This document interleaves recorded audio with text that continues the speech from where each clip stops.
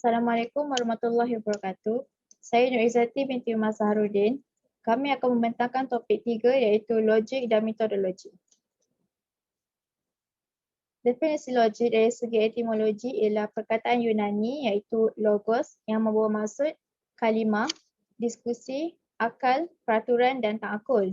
Dari sudut bahasa pula ia bermaksud kata-kata yang benar atau pemikiran yang benar. Dari segi terminologi pula, logik adalah cabang falsafah dalam kategori aksiologi yang mengkaji prinsip-prinsip penakulan yang betul atau benar dan menarik kesimpulan yang tepat dan yakin. Kepentingan ilmu logik. Yang pertama, dapat melatih, mendidik dan mengembangkan potensi akal dalam mengkaji objek fikir dengan menggunakan metodologi berfikir. Yang kedua, dapat membezakan proses berfikir yang benar daripada yang salah. Yang ketiga, dapat memelihara akal daripada kesalahan dalam berfikir. Yang keempat, dapat menajamkan akal fikiran dan membina kebenaran dalam berfikir. Alat penerima ilmu ada 3 iaitu ilmu wahyu, ilmu yang bersumberkan kepada Allah Subhanahu Wa Taala melalui Al-Quran dan hadis. Yang kedua merupakan ilmu ilham iaitu ilmu yang diberikan terus ke dalam minda atau pemikiran manusia yang dikehendaki Allah. Selalunya ilmu ilham ini diberikan kepada orang soleh ataupun wali Allah. Ilmu ilham juga dikenali sebagai ilmu intuisi atau gerak hati. Yang ketiga merupakan ilmu empirikal iaitu ilmu yang berdasarkan fakta yang ditanggapi oleh panca indera zahir seperti ilmu sains dan juga geografi. Akal merupakan alat untuk merumus dan membuat kesimpulan terhadap fakta. Kedudukan logik dalam hierarki ilmu ialah logik berada di bawah ilmu wahyu dan juga intuisi. Logik berasaskan akal dan pemikiran dan kecenderungan berlakunya kesalahan serta kesilapan adalah tinggi. Akal boleh dipengaruhi oleh emosi, nafsu dan juga persekitaran.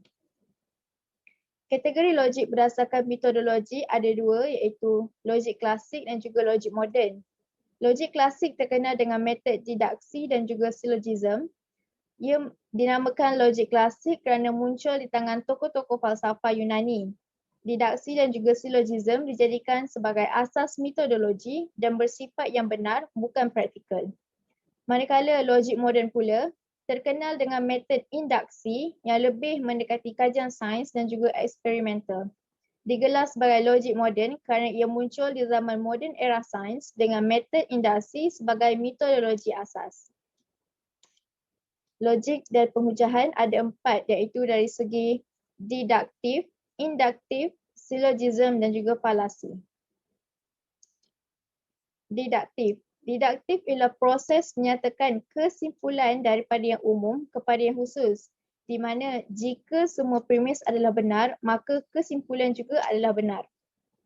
Sebagai contoh, premis 1, semua pelajar menghadiri kelas. Premis 2, Aina seorang pelajar. Maka kesimpulannya, Aina menghadiri kelas kerana Aina merupakan seorang pelajar dan pelajar menghadiri kelas. Assalamualaikum semua. Nama saya Amira Radia binti Nasaruddin. Saya ingin menerangkan tentang logik dan penghujahan. Logik bermaksud menelaah. Hujah-hujah bagi tujuan membezakan antara penakulan yang baik dan buruk dengan menyiasat kriteria normatif untuk kesimpulan dan demonstrasi yang sah. Penghujahan pula terdiri daripada turutan premis di mana satu kesimpulan cuba dibuat daripada premis-premis tersebut. Logik dan penghujahan yang pertama ialah syllogism. Syllogism berasal daripada perkataan bahasa Yunani yang membawa maksud konklusi. Ia termasuk dalam kategori penakulan deduksi yang terdiri daripada 2 premis dan diakhiri dengan kesimpulan. Kesimpulan khusus dibuat daripada pernyataan umum dan semestinya pernyataan umum itu adalah a priori. Metod syllogism dan al-qiyas menggunakan formula yang sama. Syllogism merupakan versi Yunani, manakala al-qiyas merupakan versi Islam. Seterusnya, formula penghujahan. Terdapat 3 formula penghujahan. Yang pertama ialah dikenali sebagai premis besar, premis major atau mukadimah kubra, yang membawa maksud kepada pernyataan umum yang merangkumi semua aspek dalam sesuatu kumpulan, kategori atau bahagian. Formula yang kedua dikenali sebagai premis kecil, premis minor atau mukadimah sughra, iaitu pengenalan kepada sesuatu benda atau idea daripada kategori premis besar. Formula yang terakhir ialah kesimpulan atau natijahnya, iaitu keputusan yang diambil daripada pernyataan umum dalam kategori premis besar dan pernyataan khusus daripada premis kecil. Syarat utama penghujahan silogism ialah premis utama adalah pernyataan a priori untuk mendapat kesimpulan yang benar. Jika semua premis adalah benar, maka penghujahan adalah sah.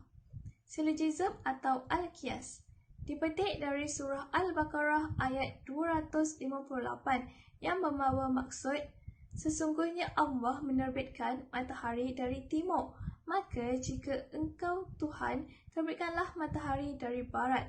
Maka Imam Al-Ghazali kemudian merungkainya dalam bentuk burhan dengan menggunakan kaedah silogism. Contoh yang pertama ialah premis 1. Setiap yang mampu menerbitkan matahari adalah Tuhan. Premis 2. Allah mampu menerbitkan matahari. Kesimpulannya, Allah Tuhan. Contoh yang kedua pula ialah premis 1. Setiap yang tidak mampu menerbitkan matahari bukan Tuhan. Premis 2. Namrud tidak mampu untuk menerbitkan matahari. Kesimpulannya, Namrud bukan Tuhan. Hai, Assalamualaikum. Nama diberi Naili binti Muhammad Roslan. Saya akan menerangkan apa itu logik induktif. Logik induktif dikenali sebagai kaedah Bacon yang dinyatakan oleh Francis Bacon. Kenapa Francis Bacon ni? Sebab Francis Bacon dia mempunyai kaitan rapat dengan logik moden. Faham? Wahai rakan-rakan sekalian, apa yang anda perlu tahu dan perlu ingat tentang logik induktif ni adalah proses menyatakan kesimpulan daripada khusus kepada umum. Saya ulang, khusus kepada umum. Dan logik induktif ni juga tidak memerlukan dua premis. Satu premis sudah cukup untuk kita membuat kesimpulan, walaupun kebiasaannya terdapat lebih daripada satu premis. Apa yang kita boleh lihat dalam logik induktif ni, walaupun premis ataupun premis-premis tersebut betul, tidak semestinya kesimpulannya betul. Okey, tadi saya ada cakap pasal premis 1 sudah cukup untuk kita membuat kesimpulan. So, satu kenyataan, satu premis tersebut jika betul, tidak semestinya kesimpulannya juga betul. Faham? Okey, begitu juga dengan dua premis-premis. So, kalaulah ada dua premis, premis A dan premis B, dua-duanya betul, kenyataan yang betul. Tapi kesimpulannya juga tidak semestinya betul. Oleh itu, jelaslah dekat sini kita dah boleh nampak yang logik induktif ni tiada langsung kriteria ataupun sifat yang sama dengan logik deduktif.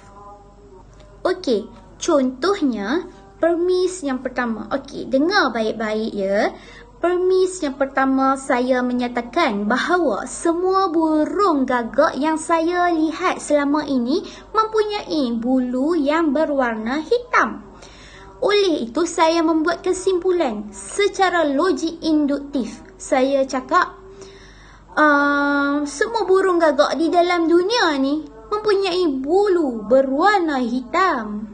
Saya cakap, semua burung gagak dalam dunia ni bulunya berwarna hitam. Sedangkan apa yang saya lihat ni, okey, khusus yang kita boleh nampak sekarang ni, khusus premis tu adalah apa yang saya lihat tu je. Ya, saya pernah lihat, selama ni saya lihat bulu burung gagak tu warna hitam. Lepas tu saya terus simpulkan saya terus buat kesimpulan bahawa burung gagak dalam dunia ni semua berwarna hitam. Sedangkan ada lagi burung gagak yang berwarna putih dekat luar negara. Macam tu. Sebab itulah kita boleh katakan bahawasanya yang kesimpulan logik induktif ni tidak semestinya betul. Dia memang benar, tapi tak semestinya betul. Sebab memang benar burung gagak yang kita lihat berwarna hitam, tapi hakikatnya ada lagi burung gagak yang berwarna putih dekat luar negara. Sebab itulah kita cakap logik induktif ni dia memang benar tapi tak semestinya betul. Macam mana tu? Fikir baik-baik ya. Kalau tak faham, kita boleh tanya lagi Ustaz. Okey, setakat itu sahaja penerangan saya. Terima kasih. Assalamualaikum. Assalamualaikum warahmatullahi ta'ala wabarakatuh dan salam sejahtera. Nama saya Muhammad Aiman Zafran bin Fauzi dan saya akan membentangi subtopik untuk topik 3 iaitu falasi. Jadi apakah maksud falasi ataupun apakah definisi untuk falasi? Falasi ialah hujahan ataupun kata-kata yang palsu yang dikeluarkan untuk mempengaruhi atau mengelirukan orang supaya mempercayai bahawa perkara tersebut adalah sah ataupun betul. Jadi di sini terdapat dua kategori untuk falasi, iaitu falasi kerelevanan dan falasi ketaksaan. Baik, kita pergi kepada contoh yang pertama untuk falasi kerelevanan, iaitu falasi penyimpulan tidak relevan. Penyimpulan yang dikemukakan menyimpan daripada tujuan ataupun matlamat. Sebagai contoh, masalah pengangguran dalam negara adalah disebabkan masalah ekonomi dunia. Baik, seterusnya adalah falasi bersandarkan kekuatan. Menggunakan kuasa sokongan orang sebagai sandaran kepada hujah yang dikemukakan. Itu adalah contoh untuk falasi bersandarkan kekuatan. Apakah contoh yang kita dapat ambil adalah orang mempunyai pangkat akan menggunakan kuasa ataupun pangkat yang dia ada untuk berhujah. Untuk falasi yang nombor 3 adalah falasi serangan peribadi.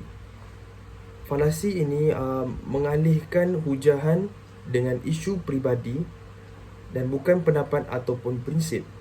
Sebagai contoh, pendapat saya benar disebabkan cara pemakaian yang baik. Adakah itu dapat diterima? Baik, seterusnya, falasi serangan situasi peribadi. Apakah ini? Ini berkaitan dengan kedudukan peribadi seseorang. Sebagai contoh, berkemungkinan salah seorang daripada pendapat kawan kita tidak dapat diterima disebabkan dia adalah dari kumpulan ataupun golongan orang musuh ataupun orang yang kita tidak suka. Baik, seterusnya adalah falasi kejahilan. Apakah itu falasi kejahilan? Falasi kejahilan ialah hujahan yang dikemukakan dianggap benar kerana pihak lain gagal membuktikan salahnya dalam hujahan itu. Sebagai contoh, disebabkan saya gagal untuk membuktikan bahawa malaikat itu wujud, jadi malaikat itu diterima untuk tidak wujud. Baik, seterusnya adalah falasi menagih simpati. Apakah itu falasi menagih simpati? Hujahan yang dapat meraihkan sokongan atas dasar simpati daripada pihak yang terlibat. Sebagai contoh, kawan kita ni, seorang ni nama dia contoh Ikram, dia dapat mempertahankan hujahannya atas dasar simpati orang-orang sekelilingnya kerana dia orang yang susah ataupun orang yang tidak mempunyai duit yang banyak. Baik, falasi ketujuh adalah falasi merujuk kepada autoriti. Apakah falasi tersebut? Ia adalah hujahan yang dikemukakan berbentuk pengaruh seseorang terhadap sesebuah pihak disebabkan kuasa yang dimiliki oleh individu tersebut. Sebagai contoh, senior kita bertindak untuk membuli seseorang dianggap benar kerana dia yang paling berpangkat di situ. Baik, falasi ke-8 adalah falasi menolak akibat kerana sebabnya tidak berlaku. Dia bunyi agak mengelirukan. Tapi maksud ini adalah hujahan yang dibuat berasaskan sesuatu fenomena yang dijangka tidak akan berlaku kerana tiada sebab untuk ia terjadi. Sebagai contoh, hari ini mungkin tidak hujan kerana tidak nampak ataupun tiada mendung ataupun awan-awan yang tebal di langit. Baiklah, falasi terakhir untuk falasi kerelevanan ialah falasi jamak soalan. Disebabkan terdapat lebih daripada satu soalan yang tidak dapat dijawab oleh pihak terlibat, jadi pihak terlibat dianggap benar. Baik, kita pergi kepada kategori seterusnya adalah falasi ketaksaan. Apakah itu falasi ketaksaan? Jadi inilah kita akan bincangkan antara beberapa kategori di bawah falasi ini. Pertama sekali adalah falasi equivokasi. Susah sikit nak sebut nama dia.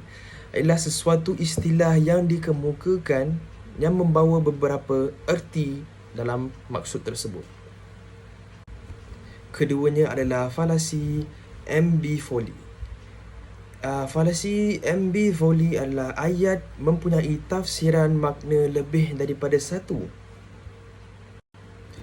Ketiga adalah falasi tekanan suara yang berlainan. Sebagai contoh untuk ini adalah intonasi suara yang berlainan membawa tafsiran makna yang berlainan. Baik, falasi keempat adalah falasi komposisi atau percantuman fakta. Terdapat dua atau lebih daripada proposisi tidak dilihat sebagai satu panduan. Falasi kelima adalah falasi pembahagian fakta.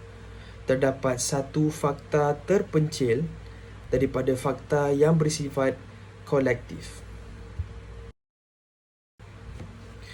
Falasi keenam adalah hujahan berputar.